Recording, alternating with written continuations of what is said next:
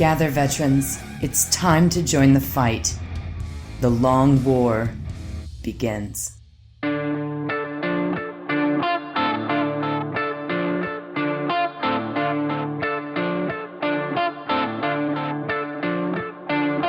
This is The Long War.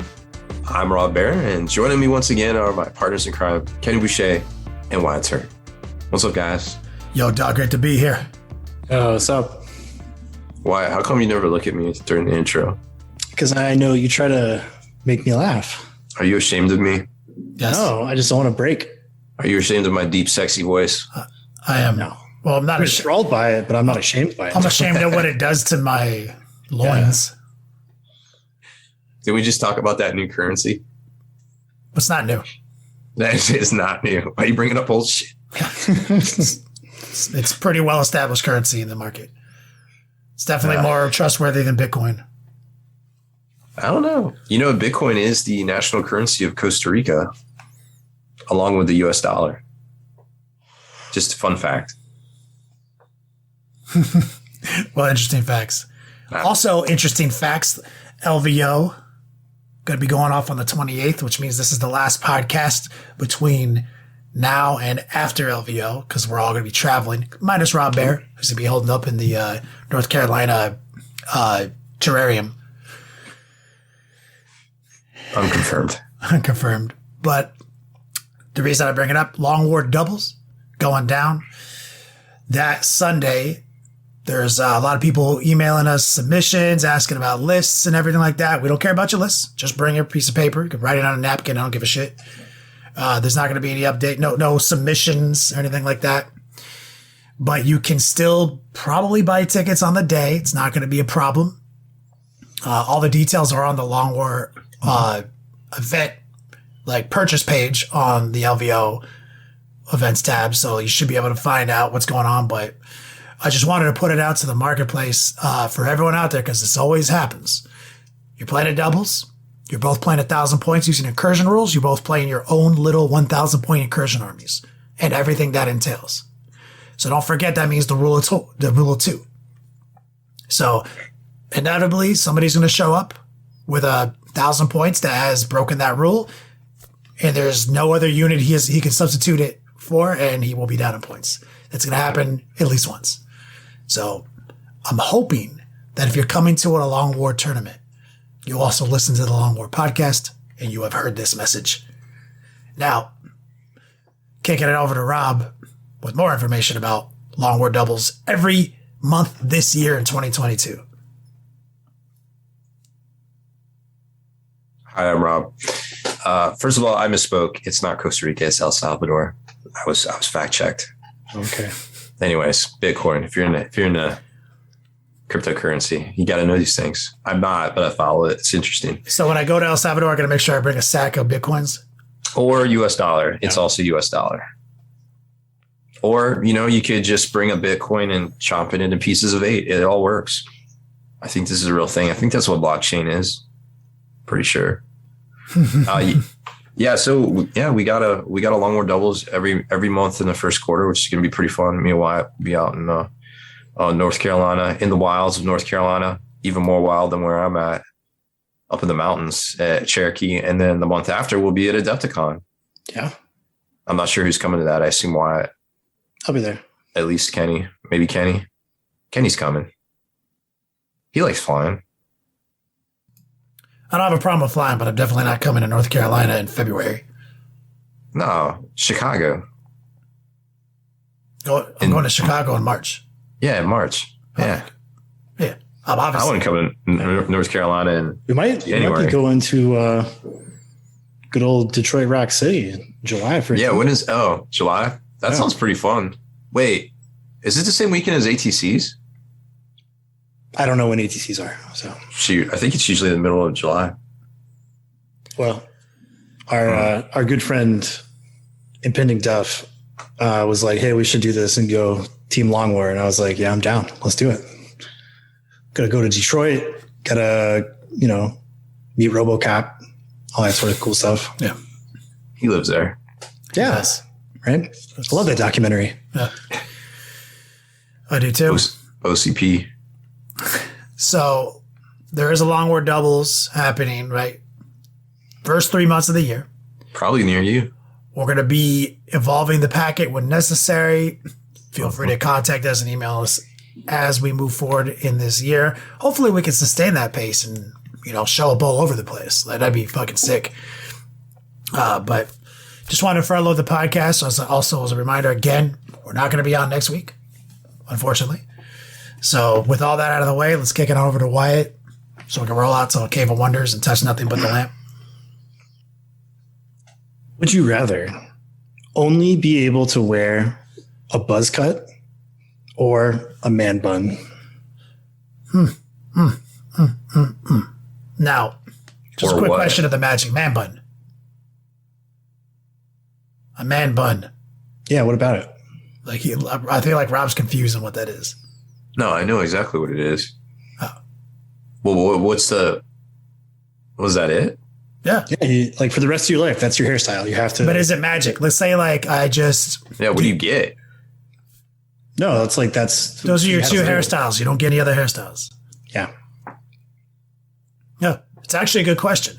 Now, I'm going to ask, do I get magic with it? Like, for example, That's what I'm saying. What do you get? I go and take a shower. I get out of the shower and I don't have to do any blow drying. My man bun just appears. Or do I have to physically do it? No, you have to do it. Now, do I have it to feels also like- be on top of cutting my hair every day? Or is the magic just going to make my Yeah, hair fall like out? legit, like buzz cut military standard. One of those is definitely easier to maintain than the other. But I have to do it myself. Like, there's no magic. Like, that Yeah, I mean, just... you can go to a barber. No, I get it. Like, okay, I'm responsible for my haircut, or I go to Shadow Realm and put spiders in it in my butthole. Like, I get it. Yeah. No, I'll do man bun. For sure. I can't, with these tattoos, this facial hair, the climate's just not right for me to have that haircut. I get mistaken for military all the time, so I'll just go with the buzz cut. No, you'll be fine. You're mistaken for military. That's not what I would get mistaken for. Yeah, no, not even a little bit. I mean, if you lived in a military town, probably. I would have to shave all my facial Can you? hair off and shit. Yeah, no, you would never get mistaken for military. I mean, if you had a buzz cut, no facial hair, oh yeah, you would. Yeah. Oh, for sure. I mean, I also have lots of tattoos. That's pretty the norm. There's something here. about my persona, though, that, just incurs it. Probably the Florida twang, the Florida man. the mumble, the way I mumble when I talk. Sound real low IQ. Yeah, I'll go with man bun. Man bun is also easier because I can just do it at home, and that means less maintenance. Honestly, man buns are super low maintenance. I feel like it's more maintenance than a buzz cut, though. No, Buzz you have to cut- go. You have to maintain your buzz cut, or you go to the Shadow Realm.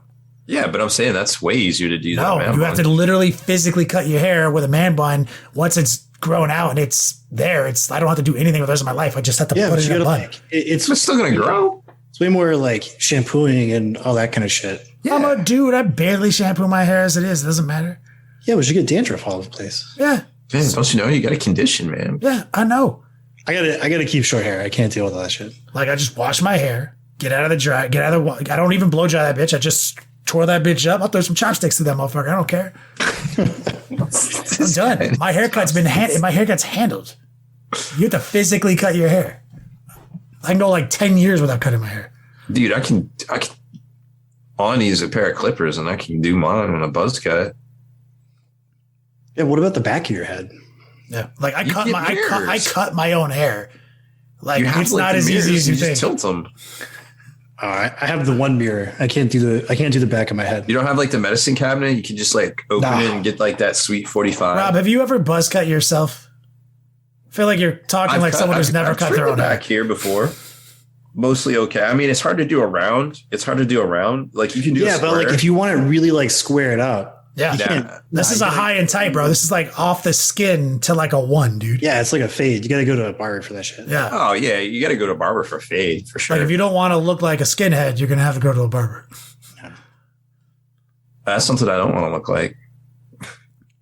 You live in a military town too. Dude, all those barbershops around the military bases, they're well, some of them are sketch, but a lot of them are legit. They'll give you the full shave, and they'll actually shave your fade, and they'll put the hot towel on there and stuff. I enjoy getting a haircut every week. That's right. What Yeah, I happened? I do like that now that they have the apps to get your haircut, because people get butthurt about it. Like they walk in and they just expect to get seen. But like, dude, how cool is it? You can just be like, boop, boop, boop. And it puts you in line. It texts you when it's time. And you're like, oh, I got 20 minutes. Let me just go run this errand. It's super easy. Like, I would rather be doing stuff than sitting in a hairstylist place for 40 minutes waiting for my appointment that's never on time. So just get a man bun. GG, bro. I'll just never have to go through any of that. I'll do the buzz cut. It's fine. I'm not wearing a man bun. That's not me. Could be, though. It could be. Do you think I'd look older or younger if I had a man bun?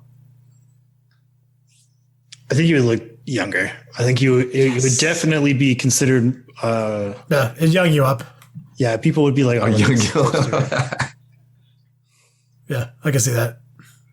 Do you get to add your man bun to your height? Yeah, like your official height on your and your driver's license. It's official. It's federally recognized. It's official. Okay, cool. Yeah. I don't know, man.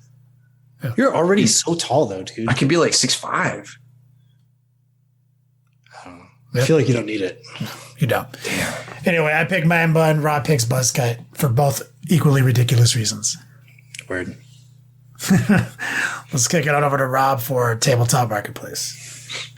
There's actually not a whole lot of new stuff this week. So on the GW side of things, they broke down the Octarius box into its component parts. So they're doing a Deathcore, which they're calling Veteran Guardsman, which I don't know. Could be good, could be bad. They might not be doing a whole lot of support for Deathcore, which would be sad.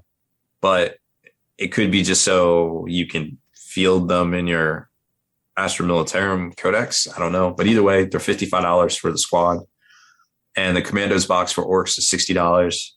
So it kind of seems like that's their new thing for a squad of 10 dudes, is if they're Primacy size, it's going to be $60. If they're specialists, they're going to be, 55. The Guardsmen being 55, the Acadians being 45. It's a little, I don't know what the difference is between them, but that's the world we live in now. The Warzone Grand Tournament Nachmund Mission Pack, aka Chapter Approved 2022, is $40. All these, of course, will be out on the 29th of January. The Kill Team Starter Set is $99. I'm just going to tell you right now, if you can find Octarius, just buy the Octarius starter. There's way more value in it. It's $100 more, but everybody has these sitting on their shelf, so you can probably get a good deal.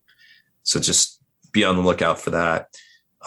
They're also coming out with the Octarius Kill Team Codex, which is also an Octarius Kill Team starter box, and that one's $40. LOL. And the terrain itself, that working common cobble terrain, it looks super dope, and it's very easy to put together. However, it is $100 for that set. It also comes with the fold-out Kill Team board as well. So again, if you can find Kill Team, everything's $100 now. Have you noticed that? $100 is the new. Did we talk about this last week? We did. I feel like Falcon? we did. Yeah. No, the Falcon. Did I bring that up last week? Yeah. Yeah, you did. Wild. That was literally like what? Yeah, like. For everything, it costs $100 now. So anything that costs less than $100 is basically free. That's just science.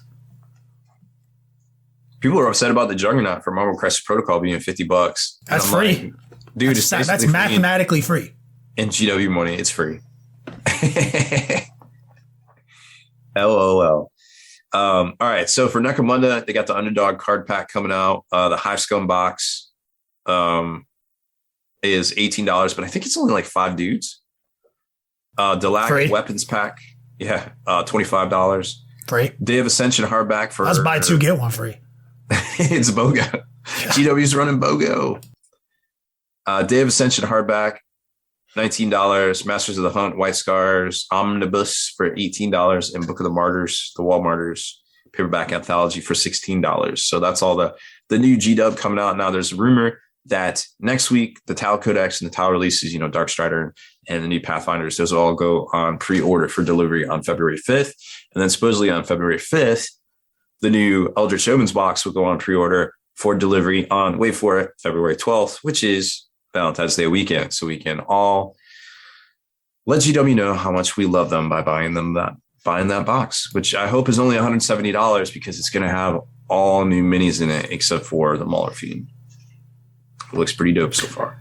What? I was not paying attention to some stuff you just said, but then you said Mauler Fiend. What parts? What's this box that you think is going to be $170? The Eldritch Omens box, the Talon, Chaos and Eldar box. What's new models? So everything for Chaos is new except there's a Mauler Fiend in it too? Right. Yeah. There's Chosen, the Dwarfsmith, and now I'm blanking the Mauler Fiend, which obviously isn't new. No, he's my spirit animal. He's not new. What's the other new unit in there? If only there was a website, I could look and see what's in there.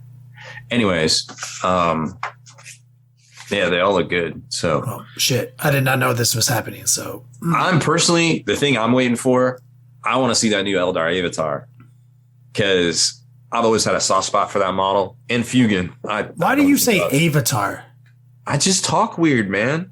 Get that, like, I just talk weird. But you talk really normal, except then when you said Avatar just now, like every other. I have little colloquialisms from all the places I've lived. I don't know. He's been in the South too long.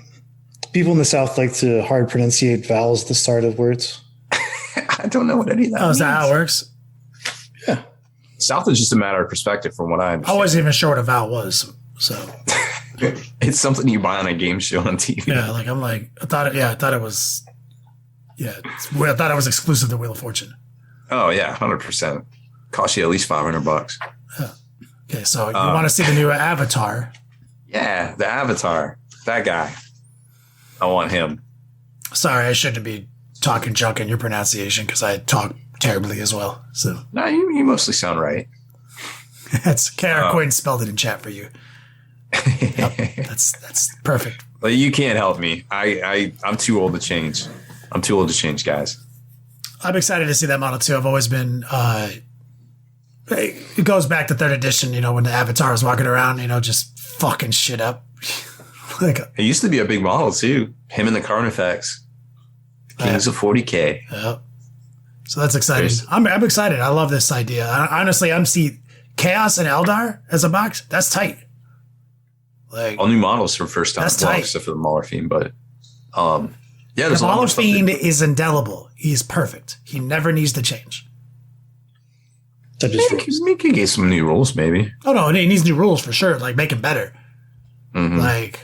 But as far as the model goes, that's basically perfection. I also agree. They also previewed the new Dark Reapers this week, which I love them. I have no beef with. I like the hooded head ones. I know a lot of people are haters online, but they were hating the head, and I'm like, dog. I love that because I've always thought of the old Reaper, right, with like the skull face and everything.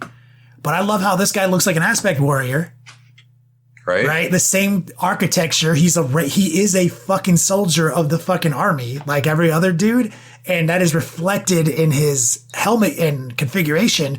But then there's that stylistic augmentation that brings that skull vibe in. I was like, what a classy fucking change that brings him in this uniform look that also has this uniqueness. I thought it was sick. And then I went on Reddit. Don't go to Reddit. Reddit's quickly becoming 4chan, dude. I think it's another one of those instances where because of the house style of Games Workshop, it does not accurately represent how good the models look. They really don't. If you because I was looking at those models and I was like, these models look great. The problem is Games Workshop doesn't know how to paint. Well, they probably know, but they refuse to adapt their house style to have any type of color depth on lighter shades.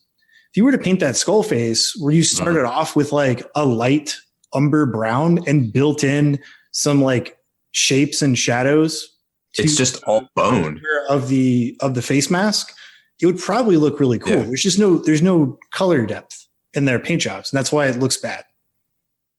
I 100% agree with you. And I think a lot of times, we saw this with the Storm Raven 8-9 years ago, people were hating on the Storm Raven, and I'm like, and you get it in your hands, you're like, this kit's dope. Why did everybody hate on it? You just got to wait, get it in your hands and see. And they're supposed to also be like a visage of Cain. That's why they have the antler rangefinder things or whatever. Yeah. But yeah, I'm definitely stoked. The rumors are we're going to see a lot more Eldar units out there. New Space Marines, a new heavy Redemptor Dreadnought. I love me some robots. Heavy Redemptor Dreadnought. Yeah. I'm not gonna lie, that makes me excited. I mean, that's like the thing that you ask anybody. Well, maybe not. It's always Dreadnoughts. Yes. It's always Dreadnoughts. Dreadnoughts. Like, what did you think was the coolest thing Dreadnoughts. about 40K? Everyone. Dreadnoughts. And now it's, nowadays there's way more cooler models. And you look at the little like Mark IV Ferris Dreadnought and it's like this big and it's very sad. But back in the day, it was a Dreadnought. And now it's slowly becoming that again, Dreadnoughts are sick. Everyone loves Dreadnoughts. Many people got into this game because of Dreadnoughts. Keep making Dreadnoughts. Dope. Yep. And there was a time period when Dreadnoughts sucked. Remember, we on this podcast proposed new vehicle rules in 7th edition saying, get rid of armor. It's stupid. People were like, you're stupid. We're like, no, make everything toughness. Give everything the whole idea was to make Dreadnoughts great again.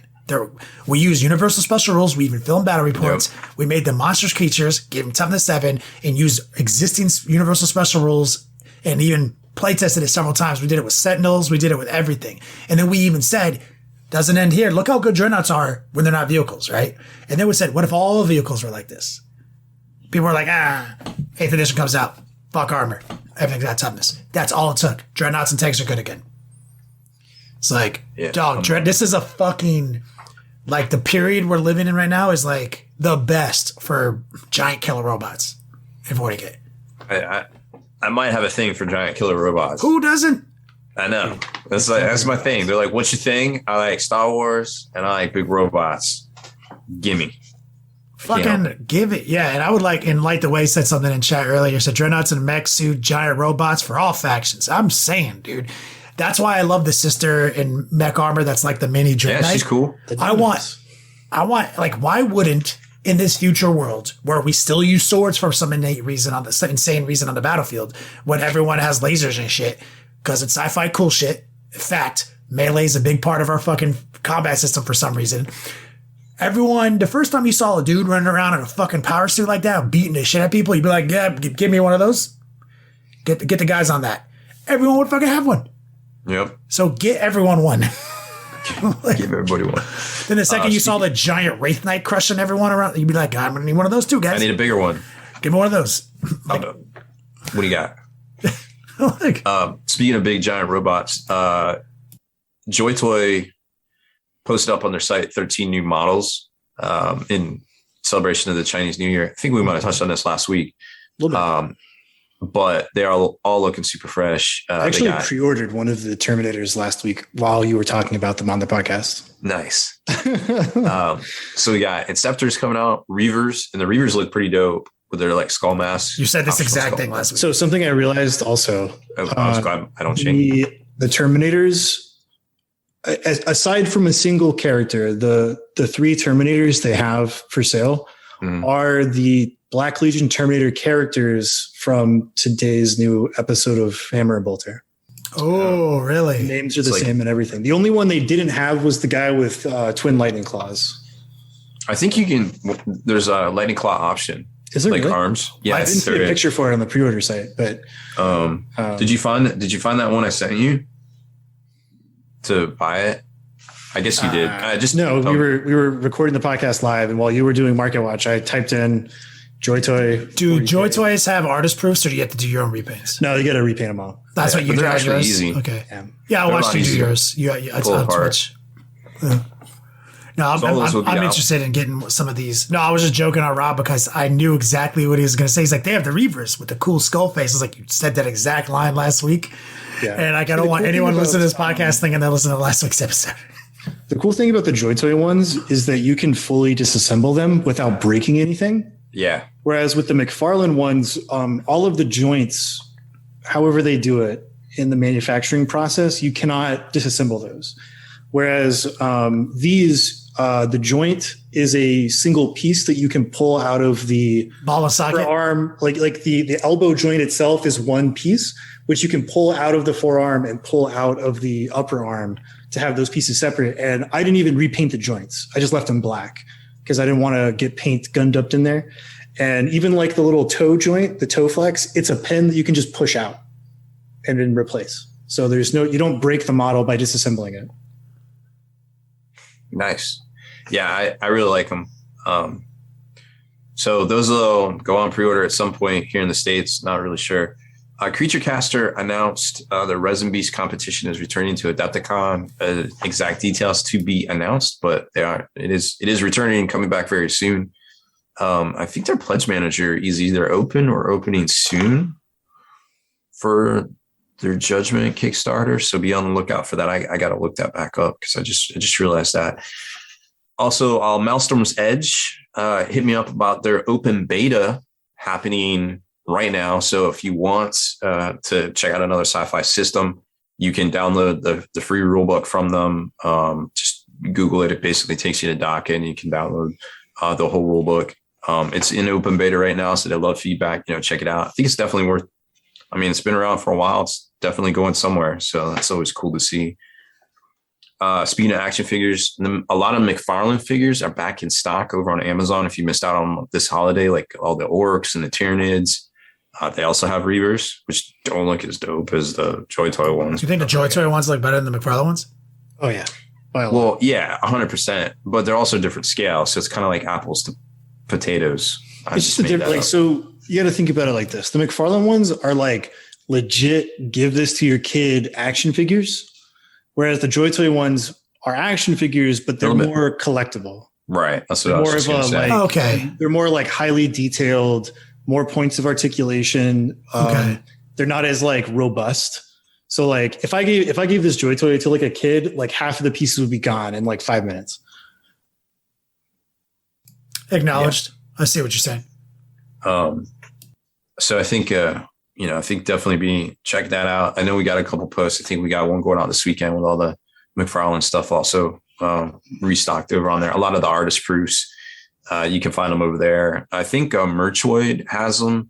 Merchoid also just put up some really cool jackets. Like there's a Necron like leather jacket with this like hoodie, so you can be all spooky, and a Ashes of the Imperium one. And there's an Orca fighter pilot jacket too, which is kind of cool looking.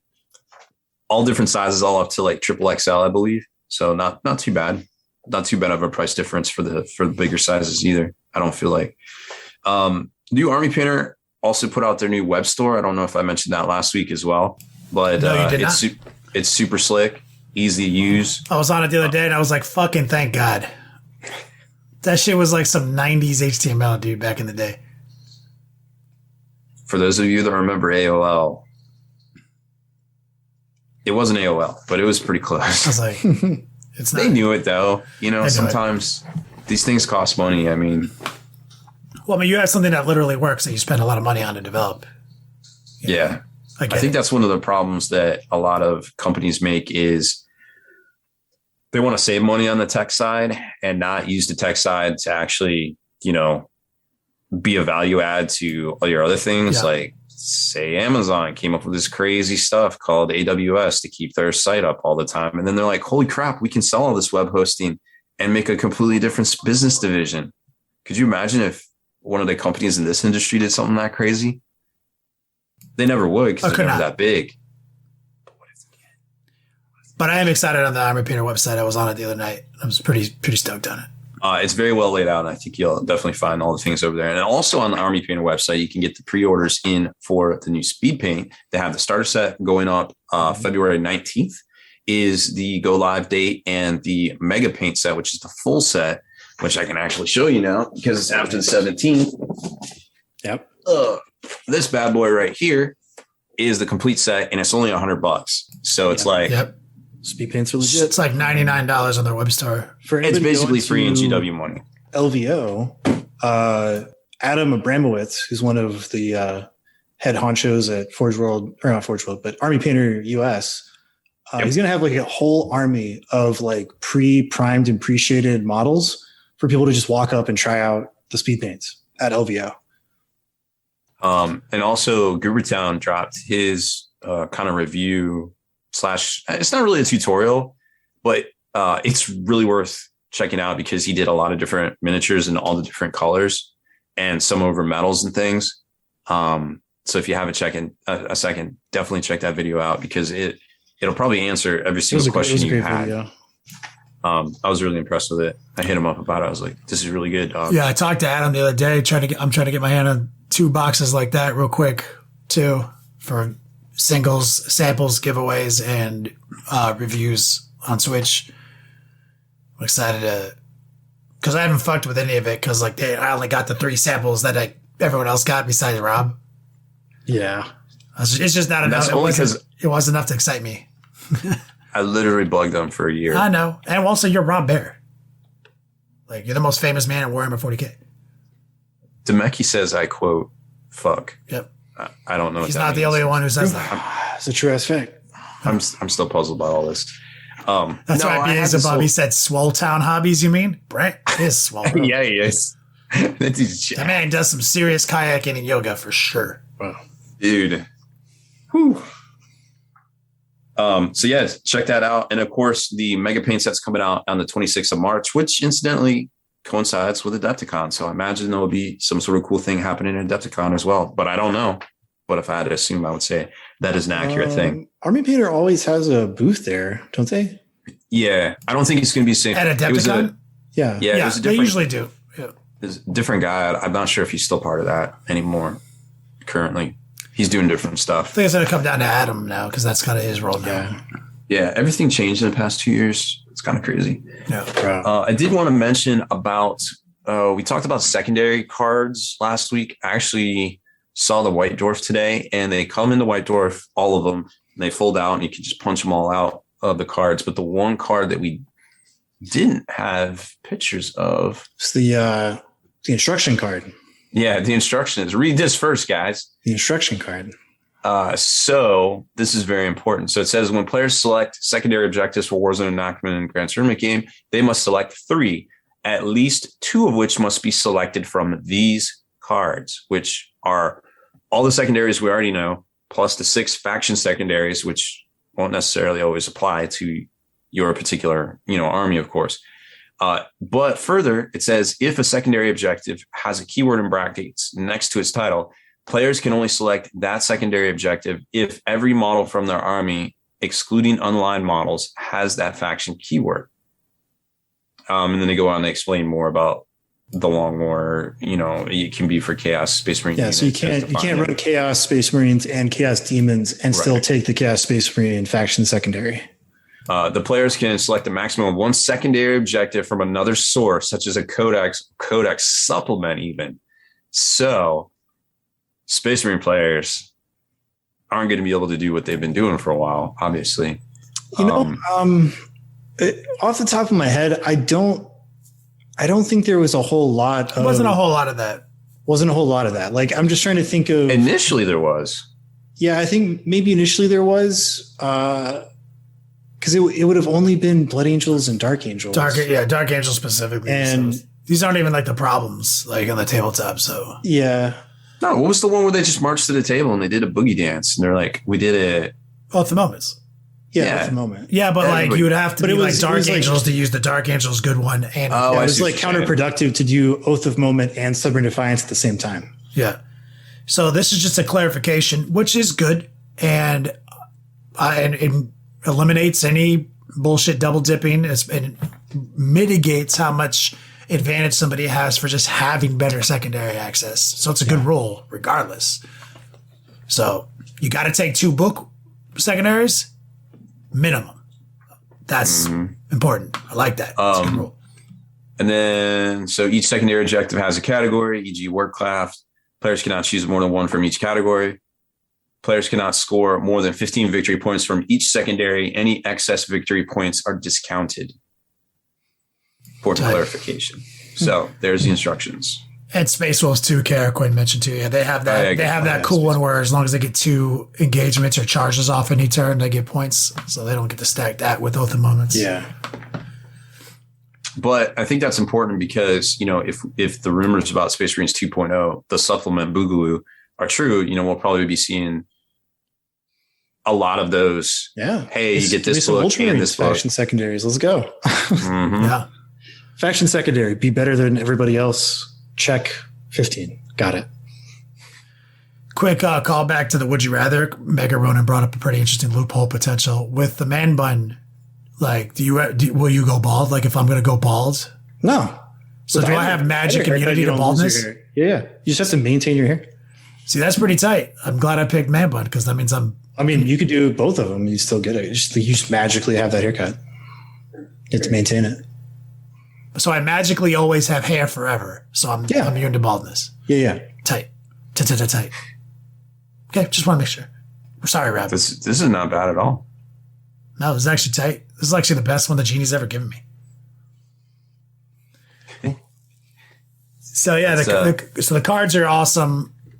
I'm actually excited. Worth picking up the White Dwarf. Yeah. I mean, I'm just gonna see it on Wikipedia, so but it's different when you have okay, I like the gaming, so I'll spend $9, or I guess it's $11 now. I'll spend $11. I've literally never bought a White Dwarf in my life. How do you exist? I don't think I've bought one in almost 10 years.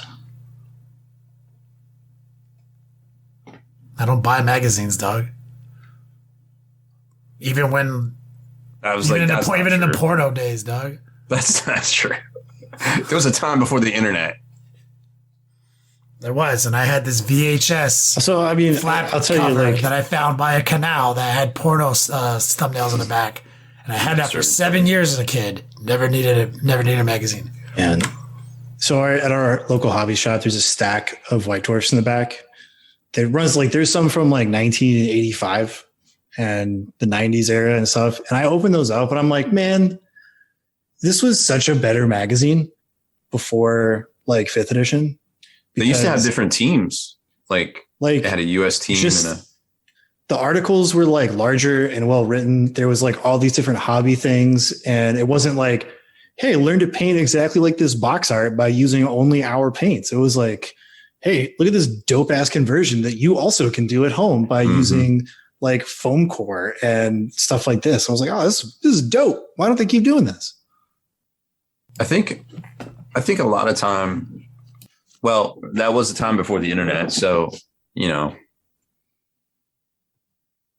I'm not trying to defend them. I'm just saying sometimes they have value. Shit changed. That was how we knew how to do those things. Mm-hmm. Now we just know how to do those things. Is it really important to be in a magazine now? How do I make foam terrain? 4,000 videos show up. You don't need it in a magazine. Good old YouTube. So that begs the question, do we need magazines? I would say no, we don't need fucking magazines. Oh, in the hobby? On planet Earth. Hmm?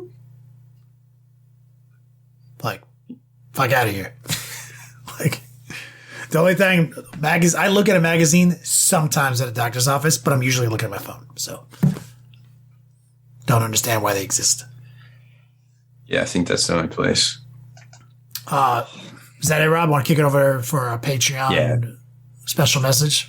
The Patreon rundown. Let's do Patrons. Oh, yeah, we got a lot of signups this week. So special thank you to Michael Silas, Marshall Hawk, Koopaloop, Walker Phillips, Alex Cohen, Trey Dudley, Anzel, and Julian Champion. Thank you. Shout out to our patrons this month. Especially Koopaloop. What a great name. Koopaloop. Loop. No, it's especially this time of year, I super appreciate the support because it helps, offset some of that transportation costs and to get these events to help do things. No, it's true. And man. Beer. Well, especially with all these events coming up and travel and stuff like that, it's really helpful to be able to dip into some type of reserve of cash flow that is being generated on Patreon, which is a paywall in some regards because there is access to certain videos that we do every week now that don't make it to regular circulation. So there is a Oh value. yeah, in the that. before the after hours. Yep. So it is valuable, and I do appreciate people signing up, and we're getting closer and closer to our 100 patron goal, and we can release our annuals and some cool t-shirt promos. So shout out to everyone, but especially Coop, a loop. Loop. Who wins this week's coolest name on the internet award. On the interwebs. So let's move into our meat potatoes. Warhammer community dropped a sneak peek of some point changes. Yeah. Pretty spicy. Points changes. I think it got people talking. I don't know. What did you guys see? Majority like people mad about some of the orc increases, but happy about the Necron decreases, I guess. I mean, there's a lot of solid points decreases, and most of the points increases were warranted. So, I mean, let's just go through it. So we're seeing 9 different vehicles in this first batch that are all getting at least 10 points, sometimes 20 points deductions, which is good. Some of which I think are good, some of which I think are not good enough. We've got the Storm Speeder and the Gladiator, and they're like, 10, 15 points off. I'm like, even to put those on the table, they needed to be like 20, 30 points cheaper than what they are now. So I don't know. Like, I definitely feel like if they point costed those kits accurate to what they actually do, they would sell a lot more of those model kits. People would be way more into them. But like, bro, I have legit never seen a Storm Speeder or Gladiator on the table since those kits came out. Not once. I think Gladiator might have a place in Black Templars because of the blanket 5-up invul. Maybe. Might. But I mean, like, there's cheaper ways to do the same thing with better weaponry, more efficient, get more weapons on the table, right? Well, I'm glad that they're responsive to at least or understanding that some of these tanks universally need to be a little cheaper. Like, if you want to incentivize tanks, especially when things are easy to blow up, give us a point, and they are. But something you said earlier in tactics, when we did our tactics today, is like, if you look at some of the characters, one of the characters that screamed out at me is like, but why? Was the Foul Blightspawn. Right. Going up 15 points. Yeah, I didn't get that one either. It's because it's 6 months old. This is 6 months old. Yeah. All of this should have happened. All this shit should have happened 6 months ago. And this is all 6 months old meta. Yeah. So without getting too deep down into the details, like a lot of Death Guard entries are going up in points, which at this point is basically just like kicking somebody's teeth in while they're already on the ground, because Death Guard be suffering right now. Death Guard aren't the hyped shit that they were when they dropped. And so so that's evidence, Rob, is like the Foul Blightspawn was kind of seemingly broken early, right? Mm-hmm. With the whole like double fight last mechanics. And then they kind of changed how all that works, and he can still do it, but he's really not the prevalent strategy, and it's not even being discussed anymore. It's old, and we've moved on as a meta. None of the, and so it's kind of like you're saying, why is he going up a points? I don't even take that guy anymore. Or like, it's not even a big part of my strategy anymore. It's like, it shows you that and we know other things. Like, I predict Death Trials will go up in points, and they're a little cheap, but it's kind of like too little too late. Like the whole like 15, 18 Death Shroud armies and shit like that. That's not real anymore. It's not really, you're not seeing that much anymore. Like, so that would have been meaningful months ago. But now it's like, I only take 3 of them for cool things, and now I might as well just take Blight Lord Terminators, Yeah. So it's old, but they got behind, and I expect they're going to get a little bit more on top of things. They're trying to save some, 2 seasons a year. So okay. These timetables line up with production and things, and also the fact that this chapter approved normally comes out in December. But now we're getting it, the last week of January, and now we're going to a 2-season thing. I think, when I said, hey, I don't want to buy 2 of these books a year, if they charged for 1 book, but they dropped a mid-year points, like download for free, like they've done before, that might have play, because then they're keeping it fresh and they're updating things like that, but they're not really affecting the tournament scene. more than once a year with new missions and secondaries and things. I think that might be more advantageous, maybe like Possibly. kind of a hybrid approach. I mean, I'm still skeptical whether or not we're actually going to get 2 seasons in a year. I very much predict that what's going to happen is we're going to have like 1 8-month season because they're running behind on a bunch of dumb stuff. And then we're going to have 1 like 4-month season. I mean, dude, I'll believe it. I'll believe it when I see it. That's straight. Well, I can't. Everything's so crazy right now with COVID, bro. Like, yeah, that's what I'm saying. It's like all the evidence is I'll believe it when I see it. I don't even need to blame them. That is, if you really wanted to have 2 seasons without fail, digital, yeah, publish that shit. Yeah, really not that hard. Yeah, and they did, and they will make these points. If they're going to keep their word, all these points will be free on a dock as well, like they did that last time. So you don't need the book if they hold their word. I mean, we saw the first first 3 months of last year. They did a points change every month of those 3 months. Mm-hmm. So that's obviously their goal and their intent, and they got behind reasons. I'm not blaming them. Like, there's a lot of things GW fucked up on. There's a lot of things they didn't. Like, I'm excited about these rules, and I'm excited to see us get back on track for more regular point adjustments and seasonal tweaks, which is all the evidence is pointing toward that. This first one was already in the bank. They had already been banking this, and then they onboarded some of this stuff. I could tell. Probably. I could feel it. But it's fine. Like, so what? If Death Guard goes up in points, some places down in points, somebody in chat. So Death Guard is near and dear to this podcast. So Death Guard's an easy one to hyper focus on. Somebody in chat mentioned, well, the Plagueburst Crawler's going down 15 points. Is that going to mess with, to the last? Or whatever that secondary? And it's like, maybe, but like entropy cannons might go up in points. Like, they also put out the weapons. So it might actually not go down in points. You don't know yet until we see all. Oh, yeah, because there's weapon changes too. Mm-hmm. There's going to be weapon changes too. So the entropy cannon was kind of the sleeper hit of the Plagueburst Crawler. Mm. So it might go up in points, and it might not be cheaper in the long run. We'll see. I'm not excited for some of the point increases, but I expect other point decreases, and this is what you need to shake up the meta. You combine this with new detachments, you might start looking at some of these units that just went down in points for the first time, Especially if some other unit that's been really good that you've been taking goes up in points. Like, this is cool. Like, what are some of the other the big notable ones besides Plagueburst Crawler? And see, this is why it's so sneaky. They're like, Plagueburst Crawler goes down 15 points. That's like the best unit in our codex. Going down in points? Yeah. I am 100% sure that Buchanan is going up in points.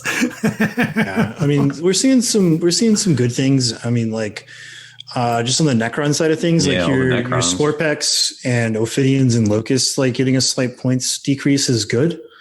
I mean, Monolith is getting a points decrease, but it's still Garbo. Silent King helps. Sure. Silent King for sure. It's one of their big set piece character models, possibly. Like, don't know what's going to happen with the Satan. So he's a bully. To see there. Things like Wolfen and Thunderwolf Cav getting a slight points decrease. I'll help them out a little bit. I'm actually really excited about that because I'm working with one of my students right now on Project Management 301, and you'll like this. Wyatt, he's like, okay, I want to do it. Let's get into it. He's like, what's the first step? I was like, let's scheme on an army. That's the first step, dude. He was like, oh, fuck yeah. And then we scheme. He's like, I was like, what you want? He's like, Space Wolves. I was like, okay, you don't know shit about this game. I'll guide you. What are your 2 things that you need? And he's like, chainswords and wolves, dog. And I was like, we put it in a spreadsheet. Chainswords, wolves, right? We made a list. It's cool. But he has 6 Thunderwolf Cavalry new box. I was like, okay, they have to be in the list. So we put them in a list. And I was like, man, I don't like this point cost, but they're in the list. I mean, we have a decent list with them. I like that. I'm like, now we can put like some Storm Shields on some other. We already had Storm Shields, but we can put some like Thunder Hammers on some motherfuckers. You know what I mean? It's like, this is dope. And now I can look at Wolfen again. Like, that's what, like net 30 points? Yeah.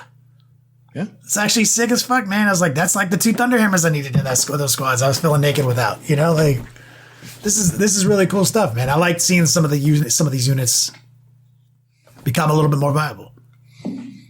Yeah, I mean, there's a lot of cool stuff. Like, we were actually talking earlier about how Necrons might be primed to be sort of the natural hunters of Tau with some of their unit choices and playstyles, where it just kind of neuters the hammerheads and big guns, where you just have like the Satans out in front. It's like, okay, you're going to waste shots on my Satan where you can only take 3 wounds, and null deploy a lot of other stuff, have our super fast moving wraiths where it's like, if you have 6 wraiths, you have to shoot all 3 hammerhead shots at that one unit of wraiths just to pick it up. Not counting resurrections, because some of them might get back up. Yeah, like 6. I think 6. If you have 6 wraiths, the 3 hammerheads don't even kill them. Mm-hmm. It's like, and then they get back up. Or can wraiths get back up? Yeah. So with the multi-wound model, it's a little bit harder, because if something has 3 wounds, you have to roll 3 dice, and all 3 have to succeed. So you do it in a pool. So if wraiths have 3 wounds and 5 out of 6 die, you get a pool of 15 dice, and for every 3 successes, a guy one gets comes back. back. Yeah. It's a little wild. I like that the monolith went down like 40 points. I don't know. I mean, is it enough? I don't know. Some of these changes are Locust destroyers going down is increases. pretty good though. Like the destroyers are like one of their big shooting threats, and like having those a little bit cheaper is nice. Yeah, people were taking a poop ton of them Locust ones. That's right, man. Get good, scrubs. I'm hoping rhinos go down, because I was very disappointed with rhinos. Remember, like when we saw the rhino point cost, like how we're like, what the fuck? Come on, dude. So we really wanted rhinos in our armies, and then eventually we just phased them out. You can't justify them. Man, if rhinos were like 60 points, 50. They should be 50 fucking points. They're not worth 60 anymore. Like everything kills rhinos. Yeah, I mean, I'd take them for 50 points. Yeah, rhinos are back on 50 deck. points in the custodians. I feel like 50 is like too hopeful. I don't think we would get something that nice. I put it out there. I will fucking do my duty, as I've done before for this fucking community, to get 50 point rhinos. There's 75 points in the custodies book. So I'm saying it's just like another one of those reasons I'm sort of like not really looking at Sisters of Silence units too much. It's like a regular rhino that has access to like one stratagem you may want to use, and it's highly situational. So I'm just like, I don't know. GW, you point at the guy, I'll do what I need to do. OTPHJ is on the table. 50 point rhinos. That's not a sandwich. I've got 3 rhinos I want to play in my fucking death guard. Play them right now.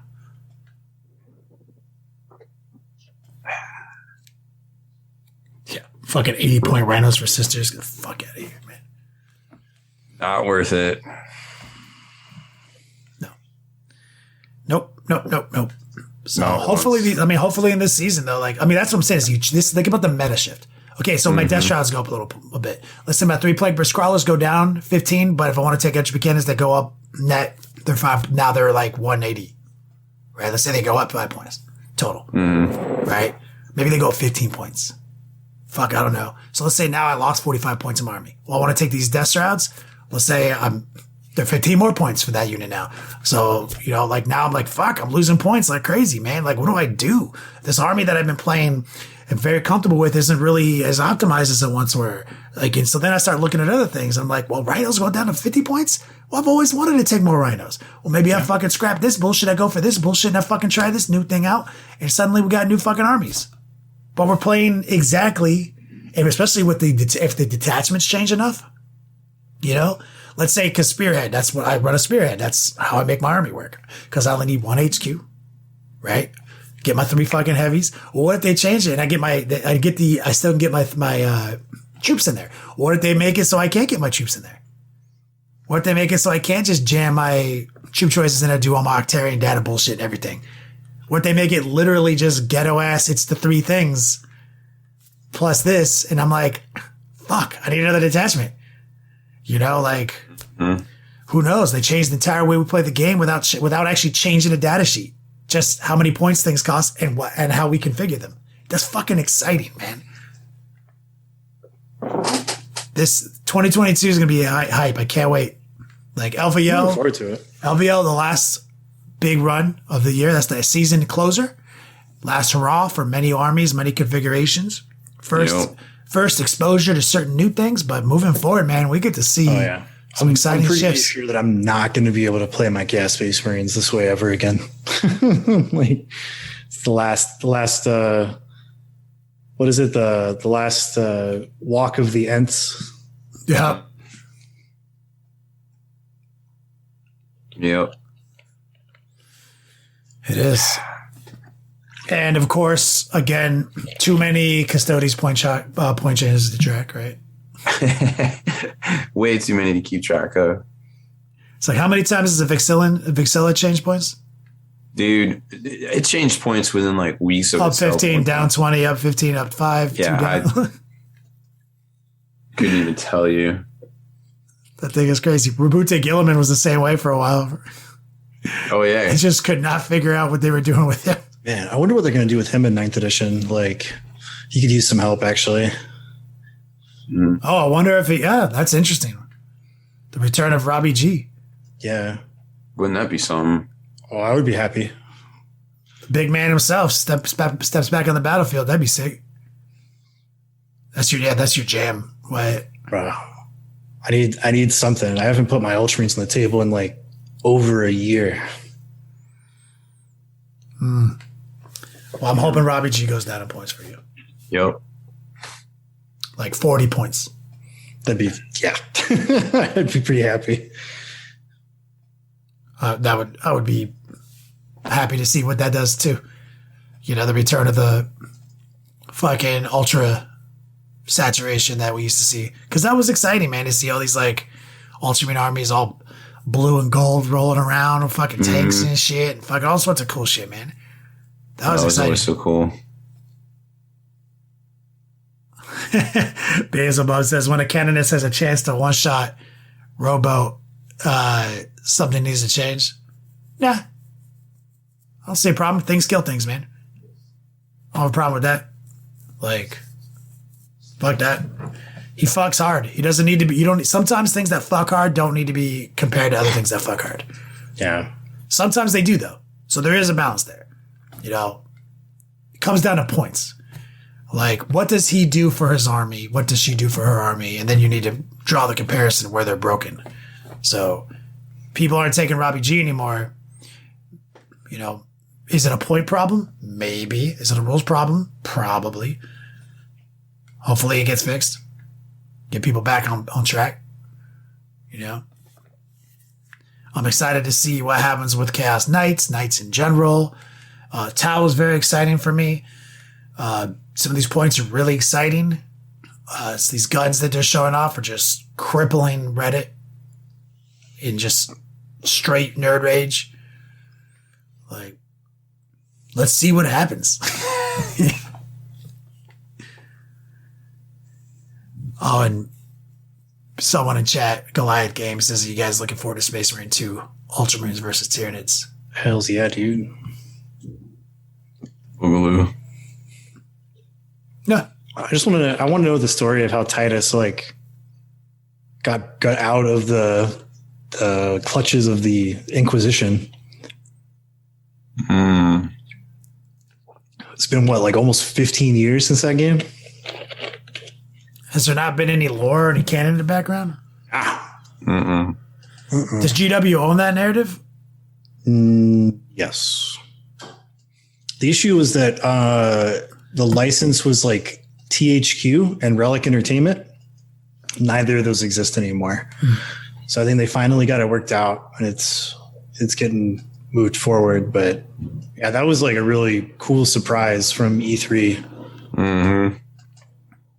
So stoked. Beelzebub says he fucking shot his way out. Yeah, probably.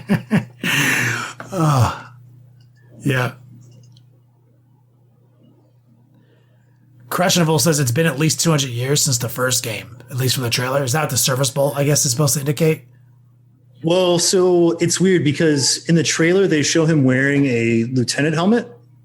The markings on his helmet are for a Space Marine lieutenant. So I'm gonna venture to say that he was possibly like demoted after that whole incident. And there might be some lore that they talk about in the game, because it's not the first time that an Ultramarines captain has had a run in with some shenanigans that force him to kind of go off and redeem himself. So that's what he had to do. But he has 2 service bolts. He didn't have those before. I can't remember Because I didn't know. I thought people mentioned that he had more of those. Yeah, he's got like 4 service bolts now. So he it might be representative of him being quite a bit older than he used to be. So something has occurred. Time has passed. He has been demoted. And I like how Beelzebub says these Inquisitors were quote unquote lost in the warp.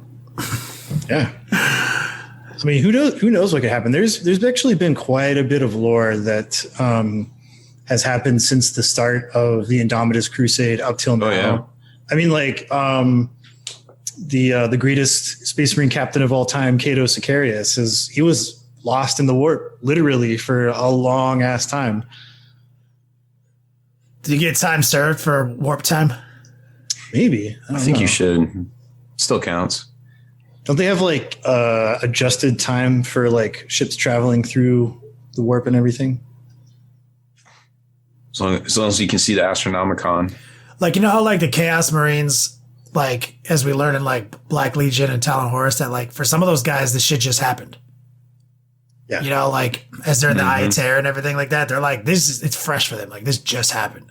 And then they're getting out and it's like just 1,000 years of like hatred and like dogma about like what really happened. And for them, it's like, this was really hard for us. And like, we had to turn our back on people, man. Yeah.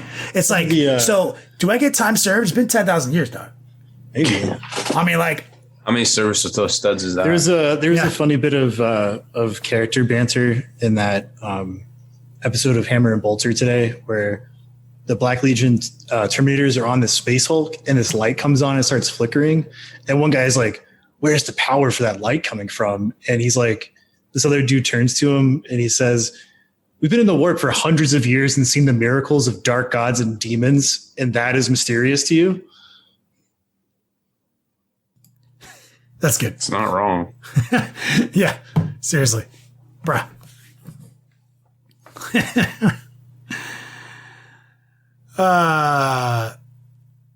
Yeah, reading Beelzebub says he's reading the Night Lords one, and it's been 100 years for them. Yeah. Yeah. I love Talon Horus and Black Legion. Those are my 2 favorites. And where's the 3rd book come out? Did it come out already? I don't know. I'd have to look and see. Those were really good though. So I just love that it's canon that after the Horus Heresy, Abaddon he's a space hobo. He became a space hobo and brewed his own moonshine. Yeah, that's like he made toilet wine, dude. Like that's he pondered his orb for like 10,000 years. Yeah. Sitting around pondering his orb. Yeah, that's canon now. Yeah, I'm with it. All right, well, good talk. Went a lot of places on this journey. Feel like we can edit here. We can keep talking about fucking Space Marine the video game. What do you guys want to do? I just want to go to bed.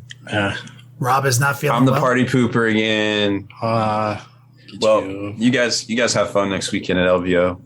I'd fly in, but my flight's gonna. But you're sick. Delayed. You know, like you're sick. That's the only reason you're not coming. Yeah, that's it. Rob was totally gonna fly in, guys, but now he's sick. He was. Yep, 100%. That's the only reason why. Within driving distance. All right, I mean, Rob, technically it is. Everything's in driving distance of Rob. He doesn't fly, so. Every pizza is personal if you try hard enough. Also true. Facts. All right. Well, that's it for this one, y'all. Make sure you head on over to thelongwar.net. Become a veteran of the Long War today.